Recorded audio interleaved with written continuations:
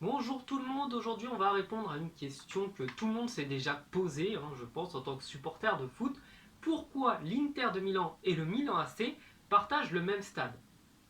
Donc il faut savoir que quand le Milan AC joue, on appelle le stade San Siro, et quand c'est l'Inter de Milan, il s'appelle le stade Giuseppe Meazza. Alors l'explication est toute simple. Dans les années 20, 1925 pour être précis, lors de la construction du stade, eh bien l'AC Milan en était l'unique propriétaire.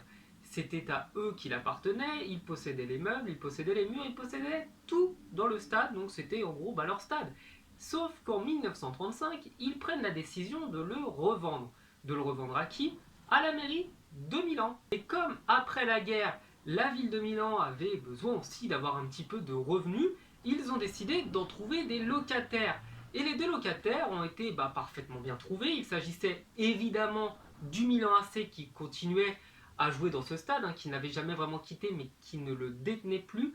Et ils ont dû faire place à un nouveau colocataire, à savoir l'Inter de Milan. C'est qu'à l'origine, ces deux clubs d'ailleurs n'en formaient qu'un seul, donc en 1899 lors de la création du club, et c'est en 1908, après l'interdiction du championnat italien de faire jouer des joueurs étrangers dans le championnat, parce qu'à l'époque l'Italie avait déjà des petits soucis de nationalisme, et bien des dirigeants du Milan AC qui trouvaient cette règle et cette loi complètement aberrante et complètement grotesque ont décidé de se séparer des dirigeants du Milan AC qui eux trouvaient ça logique pour former un nouveau club, l'Internazionale, l'international qui lui, contrairement à son rival, autorisait les joueurs étrangers à jouer. C'est d'ailleurs pour ça, je pense, ce n'est que ma théorie, qu'après des sondages à Milan, lorsqu'on interroge les gens, 66% de ces derniers disent qu'ils auraient préféré jouer à l'Inter de Milan plutôt qu'au Milan AC,